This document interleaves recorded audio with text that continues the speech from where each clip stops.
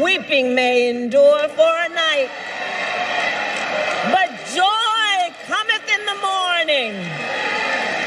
The path may seem hard, the work may seem heavy, but joy cometh in the morning, and church morning is on its way.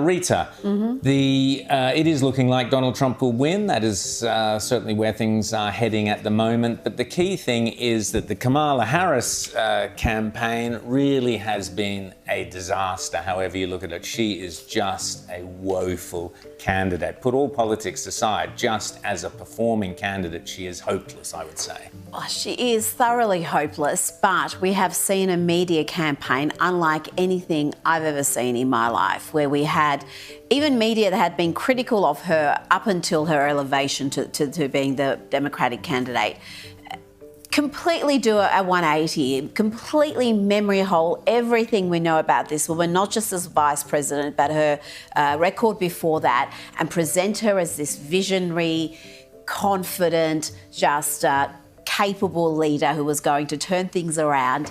And for a while, it seemed to be working, and that was, I think, surprising to a lot of people. But that media campaign has continued, but you cannot hide the real Kamala from the American public. Nor can you tell them to forget what they have known and experienced. But also, James, I would argue that the wheels are coming off that media campaign. So you've had the Washington Post, for example, who've never before not endorsed a candidate, are now saying we're not going to endorse him. There's been two big non-endorsements here this week. Number one, the Los Angeles Times has decided not to endorse anyone for president. Traditional Democrat. They're traditionally Democrats. They've endorsed every Democrat since Obama. They haven't endorsed a Republican since George W. Bush. Now, there's really interesting because the news is broken that the family that owns the LA Times is upset about Kamala Harris's stance on Gaza. She's not far left enough for them. No. So that's really interesting. Now, but the thing that has everybody in a complete meltdown in the media, and you can watch the Democrat media melting down here, is the Washington Post, where Jeff Bezos,